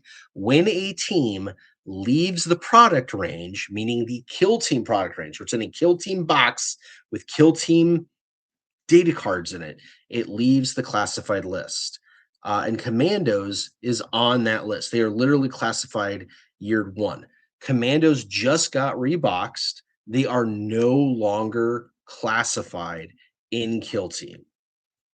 So they're done. They are declassified already. That's why they've been reboxed into 40K. You can't play them anymore.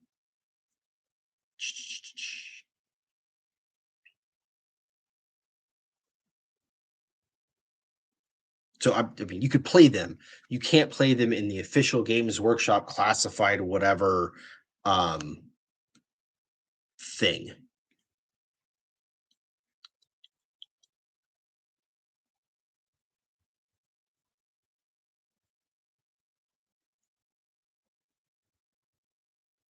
Yeah, they just got a boost as they leave for Yassified Heaven. Yeah, they're done for. Like the next kill team online rules update, the rotation, which I think is coming in March. It's like September and March. They're gone. Like Games Workshop has said it 12 times. Commandos are done. That's why they got reboxed. They're not a kill team anymore. As a command, if when we get a new Storm Boys, I really hope they drop the new Zagstruck.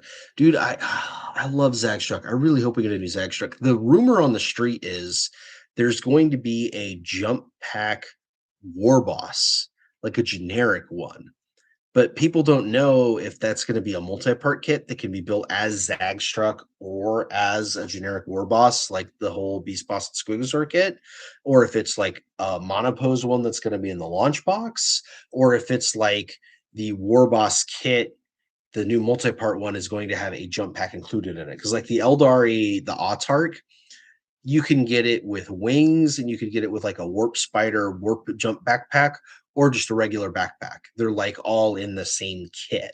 So we don't know if it's going to be that style or what. But yeah, man, a jump pack capture would be great. But even if they gave us a generic one, we could always say it's Zagstruck. Like I'm okay with that.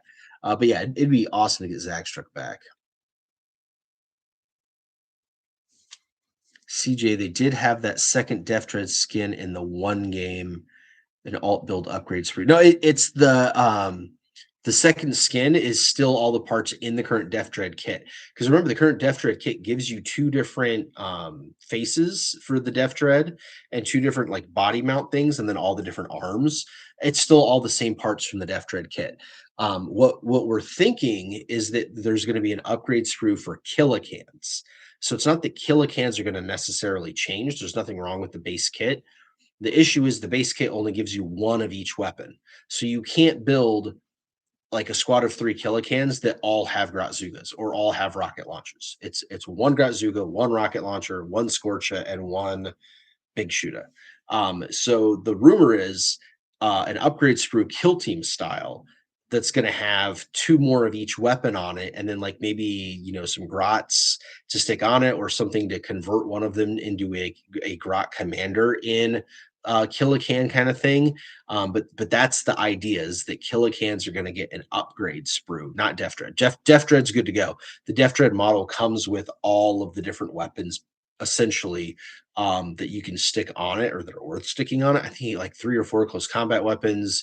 You get a couple of scorches, you get a couple of big shooters, you get a couple of custom mega blasters, you get a couple of rocket launchers. Like, it's got everything in it. That was kind of the thing, is they expected you to buy a Def Dread and a squad of Killicans, and then use all the spare parts from your Def Dread to load out your Killicans.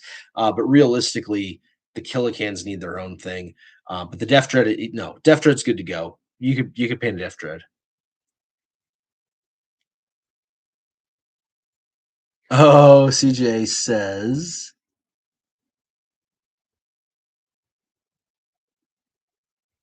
about the truck. New truck or printed? Printed? No, not printed.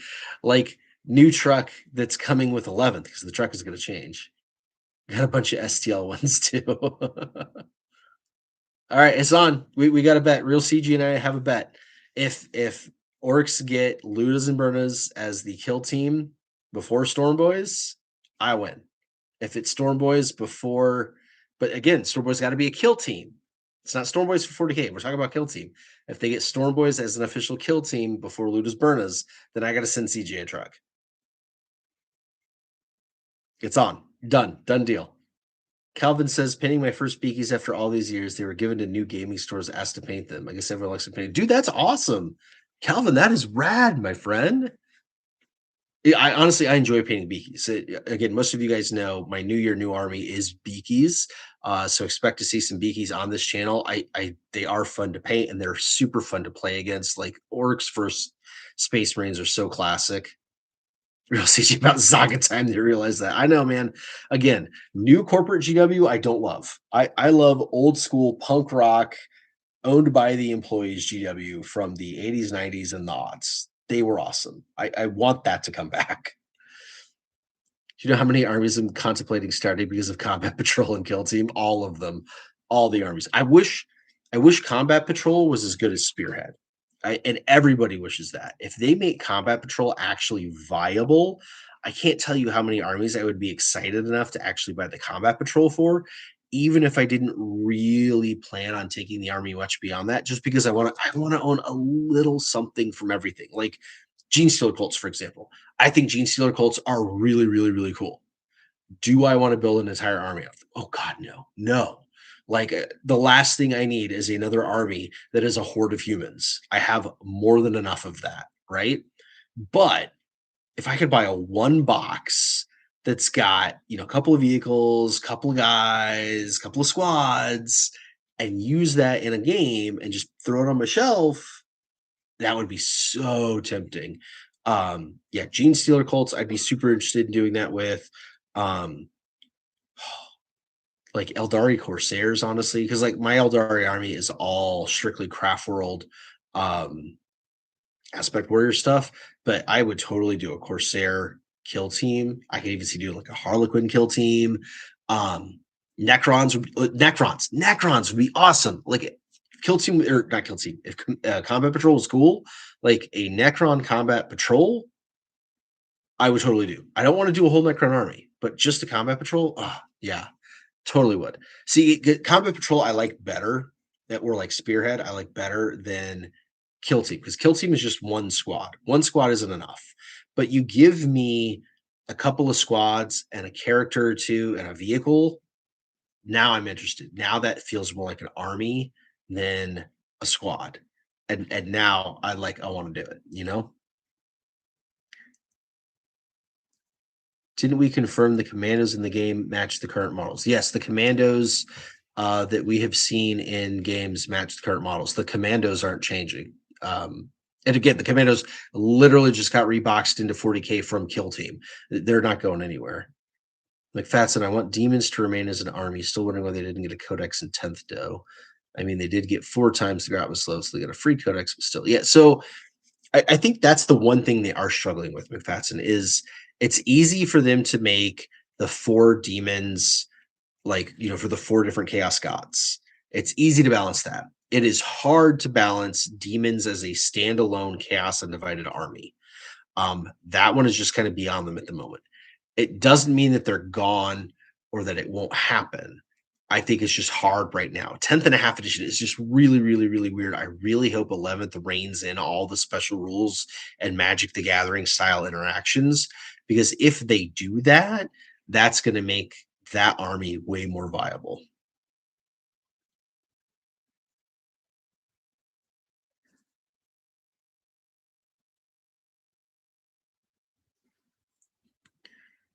What do we got here from as a AdMech players have probably been one of the biggest pushers of will buy this. Dude, for real. No joke. Okay, because this was Best Grot was having this conversation with me in the GW store. He was really wanting to buy AdMech, and I was trying to explain to him. I was like, buddy, you're going to spend all this money on all of these guys that you're going to have to paint, and it's like 180 points. And I'm like, this one box, like these 5 dudes right here of Custodians is 330 points. And it was literally like the whole AdMech Combat Patrol, which is like what, 16, 17 models. There's like 5 flyers and 10 infantry and a character and a vehicle. That whole Combat Patrol is like 295 points. I'm like, this $170 box is less points than these 5 guys. What do you want to do? And he was like, I'll take the 5 guys. But yeah, and then the 30K ones are so much cooler. Oh my gosh.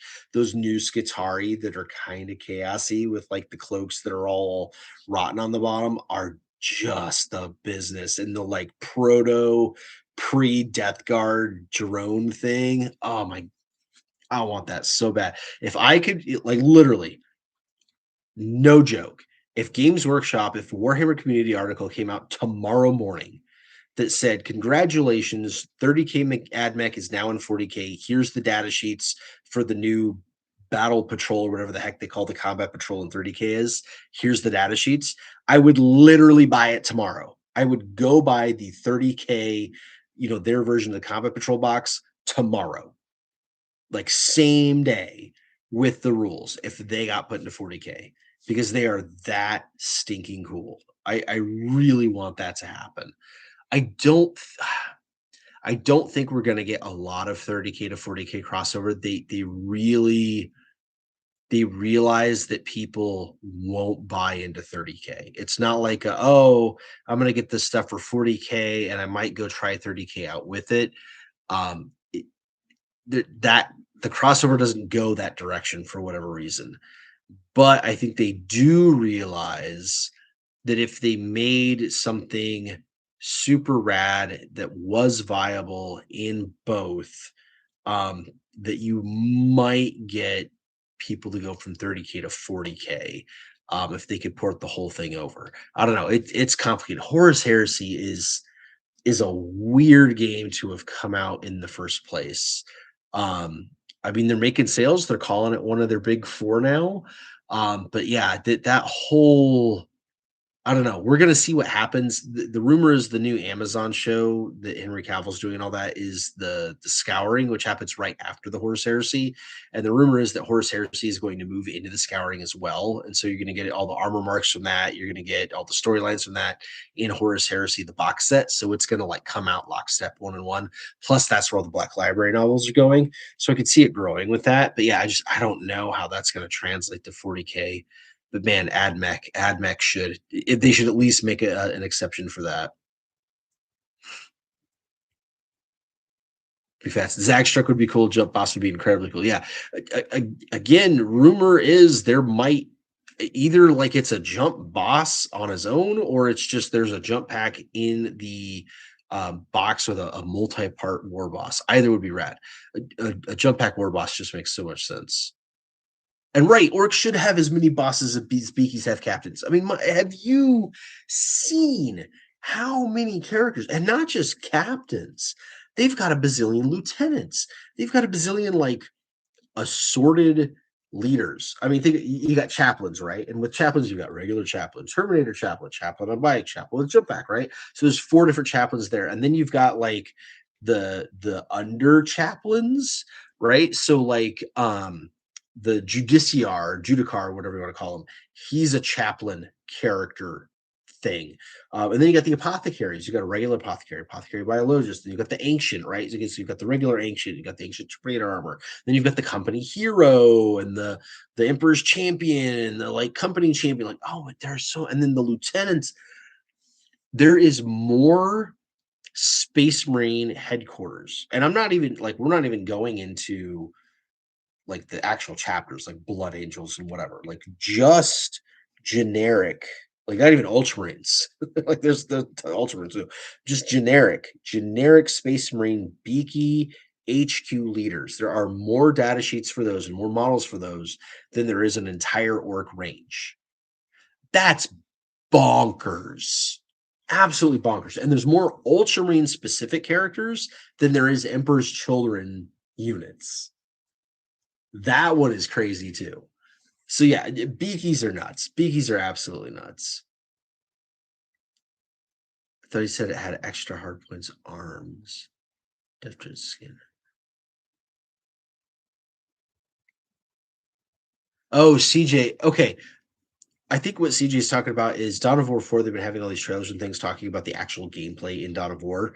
And it's come out that customization is back and you can unlock upgrades like for your squads. The squad is easy, right? You have a squad of orcs, right? And they all got shootas, shooter boy squad.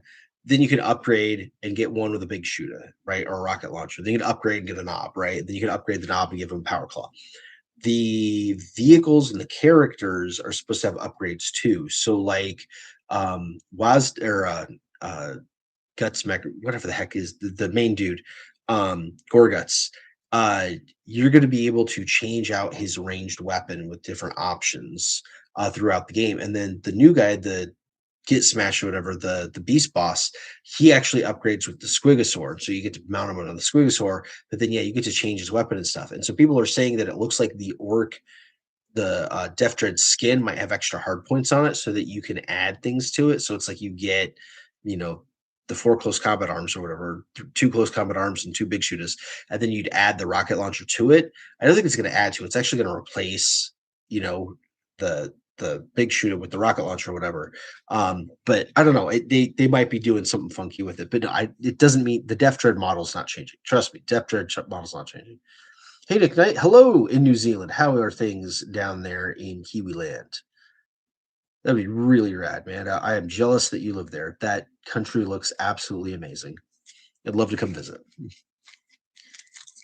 Max Arion 5, is there already an Orc Commandos kill team? Yes.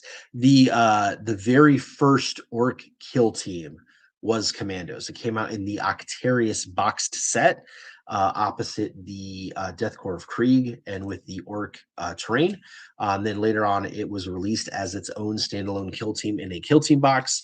And that kill team box has recently been pulled from the shelves, and all of them have been reboxed into just a 40K box that does not come with any kill team stuff.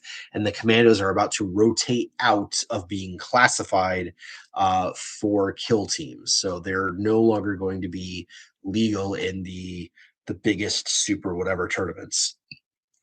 So you can still play them, and you can play them in casual games and stuff. But yeah, they're just not in the current season stuff anymore. Or if not, like soon, they're not going to be. But definitely worth getting for 40K for sure. McFadden, Gene Stealer Colts is a cool concept, but without their 9th edition combat patrol, I would not wish buying that on anyone. Yeah, I would premise with I would buy the combat patrols if the combat patrols were worth it. Which, to be fair, a lot of the 10th edition ones were not worth it, but they do seem to have reversed course on that mostly. A lot of the newer combat patrols are way better than the ones that had been coming out in 10th. So, I think we're looking better these days. GW also needs to decide if combat patrol is actually going to be its own game mode or if the box is just a glorified diet getting started. Yeah, again, 10th and a half edition rules are just really bad. That makes combat patrol really hard. But if the rumors are true and 11th edition gets cleaned up a lot, they could clean up combat patrol a lot, especially if they base it on spearhead rules. And it could be way, way, way, way better. Let's see what that's like. No, CJ, I get it. Kill Team is cool. Like if you're gonna do a skirmish game, I like Kill Team the best of skirmish games. I'm just not a skirmish game guy. I know that each model is like a squad unto itself, where it's like playing way back in the day. They had rules in White Dwarf. Like Colonel Schaefer's Last Chances was an actual box, but they had rules in White Dwarf to make them like movie themed, where each one could like take out another squad on the battlefield, and that was super awesome to play. And then after that, they released rules for like movie style Space Marines, where you would take like 5 Space Marines and they could mop the board of like 1,000 points. It was crazy. Those were fun. But it's just not my thing. I want to set up actual units and have the units support each other in that way and move whole units across the battlefield. I like vehicles. I like just having infantry doesn't do it for me. That's why a lot of these other games, these 40k alternative games, like Church Crusade and stuff, they just don't interest me because it's all infantry. I like vehicles the best. I want big stompy robots. I want flyers. I want tanks. I want speed buggies. I want vehicles. And so if I can't have vehicles with my infantry, I just don't care. And I think that's why I like combat patrol or the concept or the idea of combat patrol more than I like kill team. And I think that's also why I don't necessarily care for Age of Sigmar that much. It doesn't have vehicles really. It has like a couple of vehicles and a lot of like legendary big units and stuff like dragons, which are cool. But Old World actually has way more vehicles than Age of Sigmar. In Old World, you still have like Empire with the steam tank, and you've got like Snotling Pump Wagon and the new oh, what are those guys from the east? The Cathay Army, right? They've got the hot air balloons and like the big giant statue guys that fight things. Like they've got way more vehicles or vehicle like things in Old World than they do in AOS. AOS is like very, very, very much infantry cavalry monster. There really isn't much anything mechanical whatsoever in AOS outside of maybe the rat guys. So yeah, it's just that's why that game's called me, and that's why Kill Team is my thing. I like armies and I like vehicles. So give me that. Calvin, I guess I'm doing commission work now. Hey man, it's a good gig if you can get it. I used to do commission work a lot. I have painted probably around a dozen or so armies for other people. Some of them I would take actual commissions where it was like, here's the army, I want you to paint it this way, and I would do it. But a lot of times, what I would do is I would actually buy an army, especially one that was rough and needed like a lot of repair work. I do all the repairs and then I would repaint it or like super duper touch up the paint to make it really nice, and then turn around and sell the whole army on eBay. I did that a number of times. The last one I did was actually Blood Angels, which is what I sold to get my Beast Naga army. I had Firstborn style slash Horus Heresy Blood Angels that I had been saving. And I had like a Rhino and a command squad and a couple of troop squads, a couple other characters, decent little army. And so I sold that one. It also had a squad of not Deathwing, Death Company, which of course you can't take at 30k because they didn't have Death Company yet, but you know what I mean. But they were there. Maybe you could go play some mid hammer, some old hammer with them. And then the one before that was there was a Tau army that I had gotten as part of a huge collection. Some local guy was getting out of 40k, and I bought like all of his stuff in one go. And he had a Tau army, and they were like a muted dark blue color, and they were okay. They weren't great. They needed a lot of repair work, and so I did a lot of work fixing all of them. Especially the drones. Like every single drone was broken. Like just fixed everything. And then I went through and touched up the whole army, and it still just it didn't have any look to it at all. All the bases were different and stuff. So I redid all the bases. So all the bases were the same. And did a nice desert that contrasted with the blue. That looked nice. Still didn't look great. And so then I went back and I put like a red stripe on all of them, and red detailing. So they were kind of like the Crimson Fist paint scheme got stolen and put on Tau. But then I was able to use like the red Tau decals for all the little gubbins and stuff. But especially like the drones have like an outside ring on them. Painting the drones two-tone where the outside ring is a different color than the middle look so much better. Like just doing the drones made the army look 1,000 times better. And then I went and I painted all the heads red, and then put all the decals on, a couple of red stripes here and there. That army kicked butt. It looked so good. Sold that on eBay. Got a fortune for it. So those were the last two commissioned armies I did. CJ heartbreaks for 40K demon players with the bitch Bellacore. Yeah, I mean, Bellacore is really cool, but man, that model is 30K. It just is. It just is. Fatson, I would kill for some Demons Crusade rules. That'd be rad. Chapel Slingers and Shooters. That's how my Inquisition and Cultist armies are shaping up. A box here, I figure there, mostly because beyond my WA, so full Black Templar and 30K Profist. Yeah, that's what I'm doing with my. I've got armies or Agents of the Imperium, whatever, and Lost of the Damned or Chaos Cultists. What I'm doing is I'm just like every once in a while a squad or a guy will come out that I really like, and I'll buy it and I'll just add it to my stash.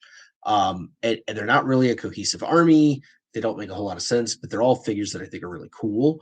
And I'm just going to keep leaning into that. And like all these Red Corsair things just came out that look really rad. I'm probably going to add some of that to my Chaos Cultist. So it'll be this combined, whatever, Cultist and Space Marine army. Don't care.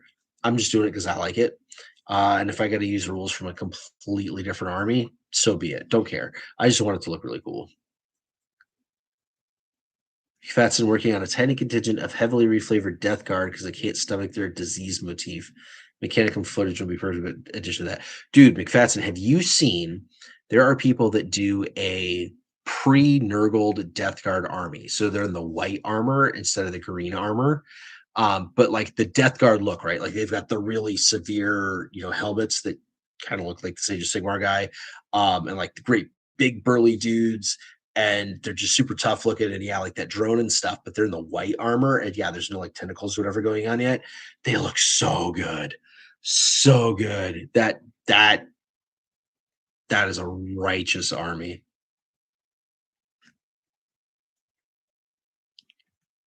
Chaplain, Outrider bike, plus jump pack. One data sheet. Oh man, CJ, I am with you, buddy. We need individual war gear back. And yeah, the chaplain, like that should be one data sheet. And you should only get 3 total chaplains. Not even that. I remember back in the day, let me get my gray beard out here. Back in the day when we had something called the force organization chart, you couldn't have more than 2 HQ units, period, anyway. Like done for. You weren't going to take 2 chaplains.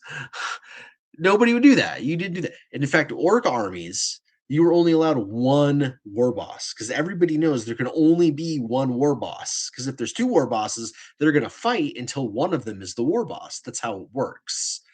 They need to go back to that, honestly. This has got too much hero hammer going on. Orc's lack of leader character models really wasn't helped by like half of ours going into Legends. Ain't that the truth?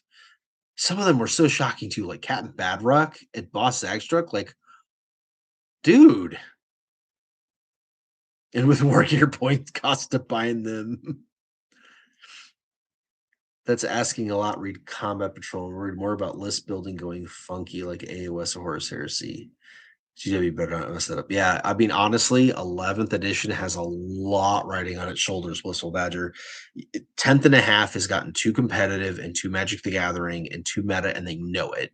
Sales have suffered, events have suffered, but mostly like hobbyists have suffered, and so friendly local game stores aren't getting the revenue that they should be. They're not getting the participation they should be, and like people are telling that to Games Workshop, and I think they're listening. So I really hope that they hit a balance out of the park, or at least a balance on modes. I would, if 40K rulebook came out and it said this half of the rulebook is for competitive players and this half of the rulebook is for everybody else, and unless you're in a grand tournament, you're in the everybody else section. Stop trying to ruin it. I would be super happy. I would be stoked. I like by all means the super competitive guys, let them have their cake too. But you can't kill the entire rest of the hobby just for those guys, especially because the entire rest of the hobby is where the money actually comes from, and like the continuing revenue. Yeah. CJ, I think one of the reasons CP is so much harder to balance and spearhead is because there's a much bigger spread of points per model in 40K than AOS. Yes, partially that, and honestly, partially the vehicles. Vehicles make it really difficult. I don't know if you've noticed, but in AOS, even though there's like not that many vehicles, um, your big monster units and stuff, they can be taken out by a smaller unit. Like the way that game works, the way the mechanics works, allow everything to be a little bit more parity. You can't do that in 40K. Like, it just is. And if you have a dreadnought in a combat patrol, like that just throws everything through the loop. So yeah, they're really going to have to like figure this out. Black Coach and Stormcast Chariot would like to have a word. Doc, didn't the Stormcast Chariot get legended? Like, am I misremembering this? Like, Stormcast Eternals, a whole bunch of their stuff got thrown out to Legends, including the big ballista thing, and I swear the Chariot was one of them. And keep in mind, I didn't say that the AUS has no vehicles. It has not many, especially compared to even Old World. Old World has way more vehicles than AOS.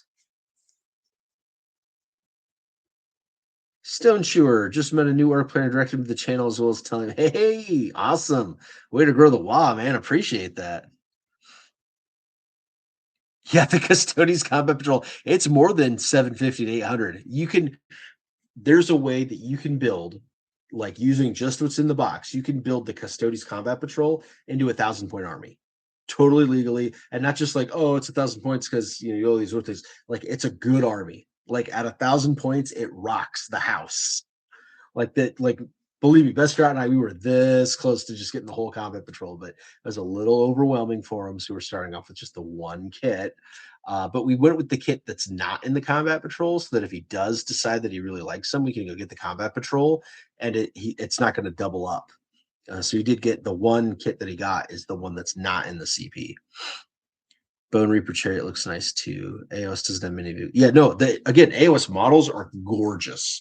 If I had the time and the money and the space to just build and paint models the way I really, really want to, I would have a crap load of AOS models just laying around here because they look amazing. This is one of the coolest things I have ever built for Warhammer. Um, like, I can't even describe it. I mean, uh, granted, a Bretonian horse is what, 30, 35 years old now at this point, but the difference in detail between that and this is so mind-boggling insane. And it's not just like the overall detail, but like the proportions, the way the kit glues together. This was a joy. Every single second I spent building this model, I just had a smile on my face. And it wasn't just because like I was finally able to do it with this. I mean, I'm sure that had to do with it too, but it was when you do scale modeling, if any of you do scale modeling, you're going to know exactly what I'm saying right now. There's certain kits or certain companies that their kits just kind of suck. AMT is a great example of that. Most AMT kits are frustrating. You end up like cussing at it, chopping things. It just it's not a great experience. But you buy a Tamiya kit, and it just goes together like butter. Like every single piece just fits. And the engineering is so exquisite that you just can't help but enjoy the process. And that's what this kit was like for me. This was like building a Tamiya kit as a mini. I am so impressed. I love AOS models. Kill Team Prox Legion. Yeah, let's see. Yeah, there is a lot of leeway in Kill Team to make cool proxy teams. The Grotz and I were talking about that, about doing like a Kid Hammer Kill Team, so to say, to kind of get them going on it. But there's a Kill Team starter box. It's like less than $100 retail that has, I want to say 8 Space Marines in it and 8 Death Guard in it. That is a really good deal. That has like a more slimmed down version of the rules of Kill Team. That actually looks like a really cool idea. We've been talking about getting that. to share and to learn how to play Kill Team. But again, I think I'd rather just buy Blood Bowl.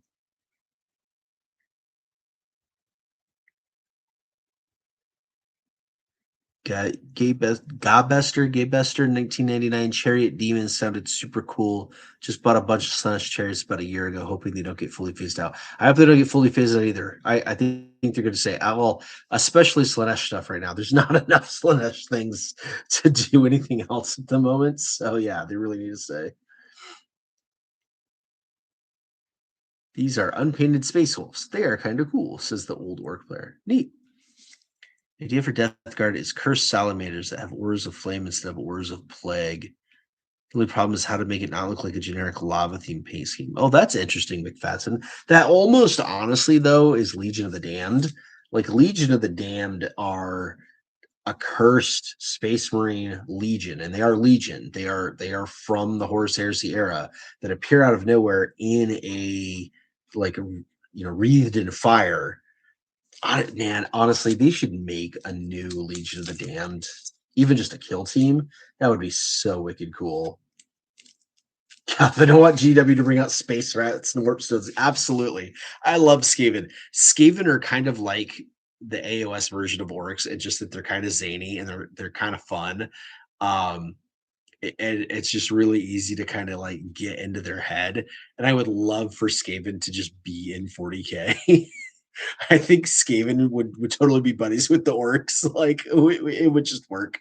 I would totally do a 40k Skaven army.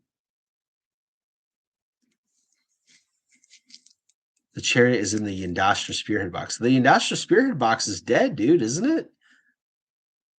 That box got replaced. But anyways, I mean, yes, there are some vehicles in AOS, but not anywhere near as many as Old World. And there's not a whole lot of new ones, if any, coming out. Yeah, CJ, that big kill team box, it does come with the terrain and the board and all that stuff. The terrain is cool. It's the MDF terrain, the cardboard that you take out and put together, and like you could like flat pack it back down when you're done. And it looks like a really good box. One of my local stores has it for like less than, I want to say like $93 or something like that. Like that is a smoking deal. So now I want to go get it again.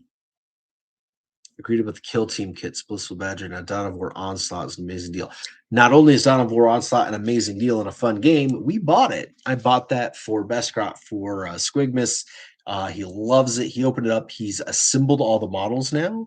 He's got the first one almost done with painting, and the second one probably about 50% done with painting. He super loves Onslaught. That has been a great buy, and we've actually played that game as it comes out of the box. And we're going to try actually playing the missions that come with it now. He was super stoked that when he opened it up, had all these data cards for like orcs and stuff. He was like, Dad, you could just use your minis and we could play this. And I'm like, yeah, let's do it, buddy. So yeah, Onslaught, that like, and what a deal. I think that game costs as much as a single character from GW, and it comes with 9 Space Marines in it. And it's like the Judiciar, there's a chaplain, there's like a company champion, and then there's 3 of the big heavy dudes with the melta-guns and the Gravis armor, and then 3 of the Blade Guard veterans, the guys with the shields with the swords. Dude, he was so stoked to get that kit.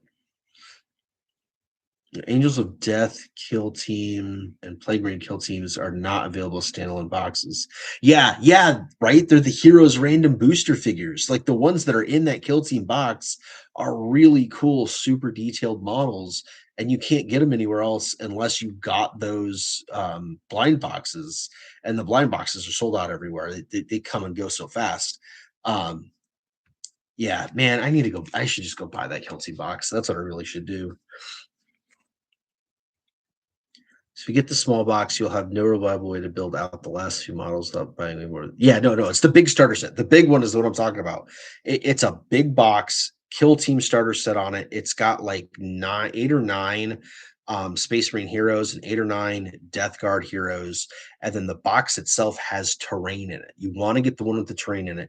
The retail on it is like right at $100. But yeah, my local game store has it for like 93.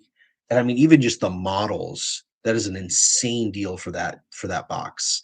But then Onslaught is the one that's the Dawn of War box that you can't buy at Games Workshop. You can only get that at like Barnes and Noble or something like that. That's where I got mine. Um, that game is righteous too. That box is a sweet deal. Buying those two boxes together, man, you'd have so many Space Marine characters coming out your wazoo. It'd be wild. To be honest, quick Google shows it's still on sale. Can't find a more recent box for Stormcast aside from the starter sets, but I don't see how that affects the Spearhead box. No, so Doc, the current Stormcast Spearhead is part of the two-player starter. So you get Stormcast and Skaven, and there's like you get a spearhead for each in the box. So the Yandastra spearhead is the old spearhead. I think you could still buy it, and both spearheads are legal. That's what I really like about Spearhead is that they don't replace the boxes, and the old boxes are legal to keep playing. They balance them really nicely. But no, I mean, Yandastra is cool. Don't get me wrong, it's cool. I'm just saying there's not a lot of vehicles in AOS. CD, yeah, that's the one. Good price. MSRP was 112. Okay, so 112. But again, my local store has it for like 93. So I mean, you get 20 more bucks off of that even. It's crazy. McFadden, the Onslaught box single-handedly solves the Dark Angel Patrol's problem of having a Gravis captain with nothing to lead, and solves the Onslaught problem of not having enough units for characters. Ooh, I didn't know that. What's in the Dark Angels? See, okay, hold on. I gotta look that up. I said the Dark Angel, the current one, right? That sucks because it doesn't have any Dark Angels in it. Dark Angels Combat Patrol. Let's take a look at this. Combat Patrol Dark Angels has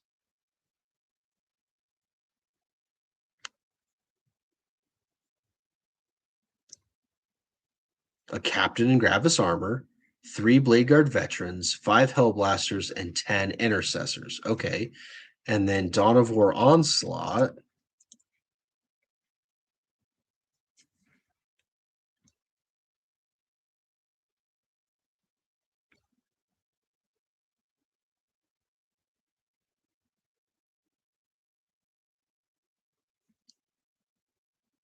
Oh, it's the same 3. Oh, but it's the monopose Blade Guard and the multi-pose Blade Guard. Okay, so yeah. So now you get 3 Blade Guard and 3 Blade Guard. Can you run Blade Guard as a squad of 6? Or are you stuck with 2 squads of 3? But either way, you got 2 units of Blade Guard. You got a chaplain that can lead 1 unit of Blade Guard, and the ancient guy that can lead the other one. And then yeah, the captain in Gravis armor can lead the 3 melted gun dudes. And then you've got the intercessors and the hellblasters. Dude, that is actually really smart. I had not heard of that one. Dude, that is a really good idea. And it stinks because the old Dark Angels Combat Patrol was one of the best combat patrols for generic Space Marine armies because it had vehicle in it, right? So that one was excellent. And then this one came out, and everyone was like, "Oh my god, it's terrible for Dark Angels because it doesn't have any Dark Angels units in it." But I'm like, man, it's still really, really good for generic armies because like none of it is Dark Angel specific. And like 10 intercessors is great, 5 Hellblasters is great, and you know the blade guards are great, and then the captain's great. But yeah, even though like you can't lead anything in it, you just combine it with one of the other combat patrols. But yeah, combining it with Onslaught is even better. CJ, Onslaught was originally a Target exclusive. Only some stores got it. People were scalping the crap out of it. Yeah, no, I know when Onslaught first came out, like it was impossible. But Barnes and Noble, like before the holidays, they kept getting it restocked, and if you go to like their website and looked it up, you could have it where they emailed you or messaged you or texted you as soon as it came in stock. You're able to order it. So I literally got a text message from Barnes and Noble one day that was like, you know, the item on your list is back in stock. Would you like to buy it? And I like literally one click button, like yes, and it was like okay, confirmed. Like use everything already on your account. I'm like, yep. I'm like, okay, we'll ship it to your door, and it showed up 2 days later. Couldn't be happy with that. So yeah, definitely like keep an eye out on Barnes and Noble and anything they have this Warhammer. Like make sure that you sign up for the reminder because they will get it to you.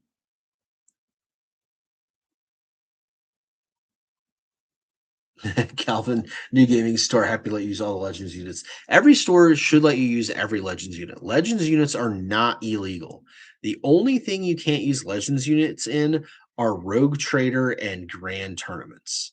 So as long as you're not in an officially sanctioned Rogue Trader or Grand Tournament, you should be using Legends all the time. Just that's it.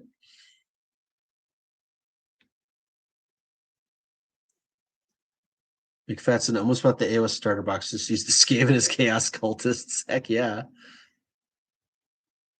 Yeah, no, CJ, I'm with you, man. If you want to start Space Marines right now, the Dark Angels Combat Patrol is one of the best boxes. I did a whole video on Space Marine Combat Patrols and like all the best combos for them.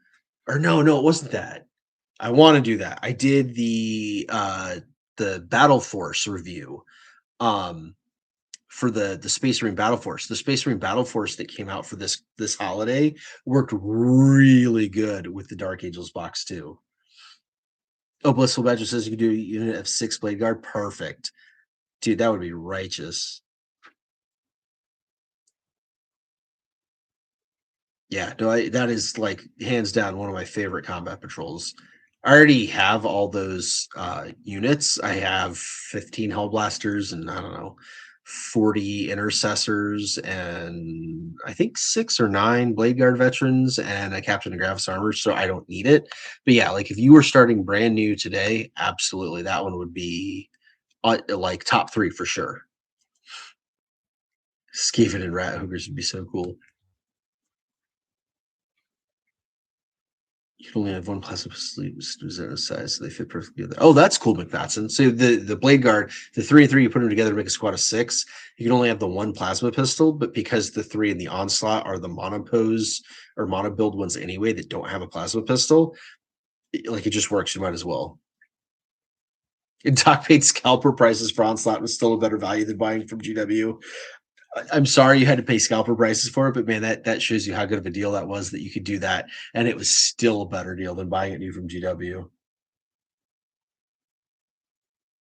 CG Gargantuan Squigoth has a smaller passenger capacity than a Zagan battle wagon. Well, I mean, to be fair, the Gargantuan Squigoth, it only has the little howdah on top, and that's not going to hold as many boys as a battle wagon. But you know, you emailed GW about this oversight 3 times. So, do you guys remember way back in the day the Flintstones, right? And the little opening scene for it, and they scrape the food down the garbage disposer, and there's just a pig in there that eats the food. That's what Games Workshop has for letters about orcs. They have a squig like in a box, and they take the letters that are like blah blah blah blah blah orcs, and they just stick it in the hole in the box, and a squig eats it. And that's why nothing ever changes for orcs. Yeah, Big Fats, and I'm totally looting that idea. I will shout you out for that, but I am totally looting that idea for a video on starting beakies, which I'll probably do when I start my beaky army for the New Year New Army thing and we announce our contest and all that. $180? Are you kidding me? I want to say Onslaught cost me like 45 bucks. Like it was so reasonable. $180. Get out of here.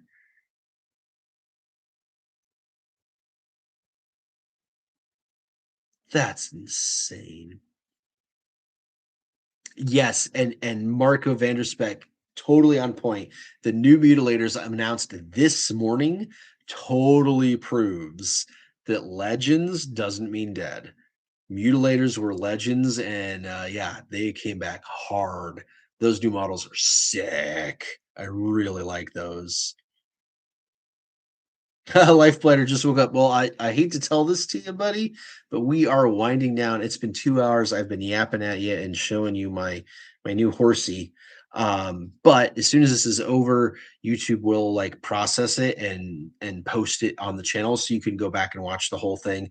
So you get it. It's just not as live as it normally is.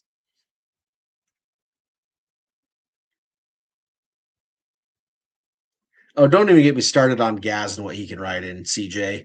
Do you not remember that Gaz only took up one slot in a truck for the longest time? because Games Workshop couldn't figure out how to write a data sheet to save their lives.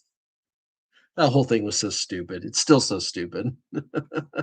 And everybody knows Gaz can't ride in a giant squigoth because he can't climb up to the top of the howdah. Simple as. In fact, the only guys that should be able to ride there are Storm Boys anyway. Morthatron, someone at GW is digging up all the old lore when it comes to 11th. It does seem to be that way. I think that's what's got me so pumped for 11th is that a lot of the classic stuff seems to be coming back around. And I really like that. So yeah, we could get, I don't know, man, we could get something. The squig disposal is for letters for improving orcs. They actually read the letters crying to nerf orcs. True. Fair point. Fair point.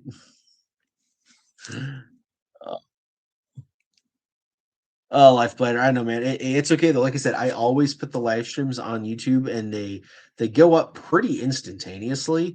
So yeah, you can totally see that. Um, yeah, right away. So yeah, you'll be able to go back and see this, no problem. If you don't see it, just give it a minute. McFastin, you ever get around to your own homebrew space chef yet? It's coming. It's coming. You'll see whole series starting soon. Starting soon. What were you saying before about war bikes for the boys, bikes and trikes going away, improved? Tug Bobo, good question. Bikers is going to change. So the current war biker set is dead. They're going to have brand new bikes. The rumor is the new bikes are even in the 11th edition launch box. There's a rumor that that box also has a war track in it. I'm not sure that it's going to be a war track or a war buggy, or maybe it like could be built as both or something like that. But yeah, they're so not just war bikes, but there's going to be like a war track as well. Um, there's rumored to be War Boss on War Bike making a comeback. Like Death Killer War Trek is cool. Don't get me wrong, I got one right there, cool model, but it's not the same thing as a classic War Boss on War Bike, which is a very different unit. So we're like rumor is we might be getting that too. So yeah, bikes are about to have a huge glow up. I wouldn't like get rid of any bikes that you have or anything like that by any means. I just wouldn't go buy a new War Bikers kit unless you like don't have one at all and you like the current one and you want to make sure you have at least 3 of the current one. But yeah, War Bikers are getting a huge glow up for 11th edition, and it's not just the boys that are getting it. So it's heavily rumored that the Space Marines are finally getting a multi-part Outrider kit to replace the monopose one that's been out since what was it, Indomitus, so the start of 9th edition. Um, and then there's also rumor that in the launch box is another form of biker that's monopose, but not Outriders. And it might be Scout Bikers. So yeah, like bikes, and then Chaos bikes, Chaos Space Marine bikes is supposed to be coming in 11th too. So 11th edition is supposed to be like heavy on the bike units for everybody. 10th kind of gave everybody horses. 11th is supposed to give everybody bikes. Real CG. They seem to have a renewed interest in realigning the lore and cleaning up the timelines. Bad Ab War series. It's exciting. I feel like they're riding the ship. It takes a while to turn that thing around, but I feel like they're starting to go the right direction. So we'll see what happens. We'll see. Yeah, Big Fats. I will definitely be bouncing you on Discord as we get closer to that.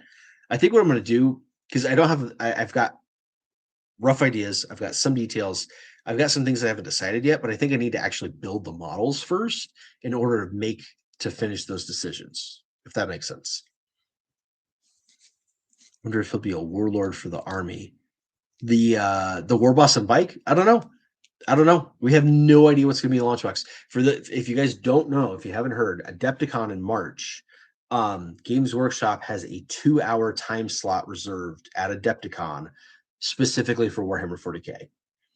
They announced 10th edition and the Leviathan launch box at Adepticon 2023. So we are definitely getting the launch box and the 11th edition announcement in March at Adepticon. And it'll be live streamed, right? So that 2 hours, man, whoo boy, we're going to live stream that. It is going to be rad. So we are about to find out for sure all the stuff that's going on. So yeah, we'll know a lot more then. Been a bunch of nonsense with all the snow. Oh man. Ah, that would suck, CJ. That would absolutely suck. Ooh, an Emperor's Children specific bike unit would be cool, Doc.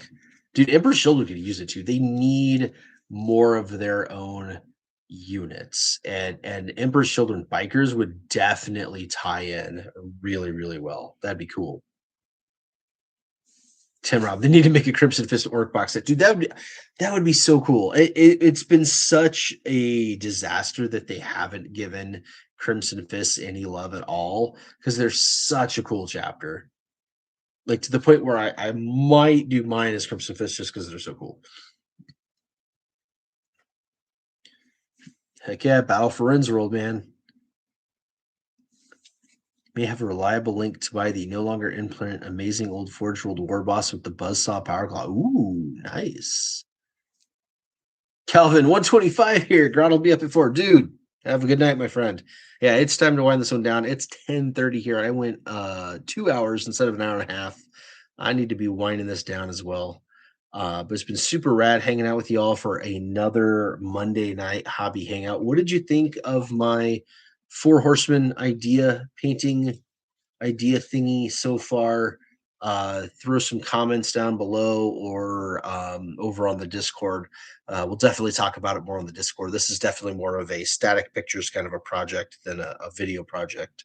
Um, but yeah, that was our main topic for today. Um, Talked to quite a bit about new things coming down the pike and all sorts of other stuff. I thought it was a great conversation tonight. You guys were awesome on the chat as usual. What if the new model is War Boss on Pyramid of Knobs? Ooh, a York and Louis get cart themed Death Kill Award trike. Dude, Lefty, I gotta see that, man. You gotta throw pictures up on the Discord. That sounds insane. And yeah, Doc, I agree. EC needs anything that isn't infantry. They need just give them some stuff, give them some love. The combat patrols with the models that accidentally released early. Oh, that's a good line. Oh, that's so bad.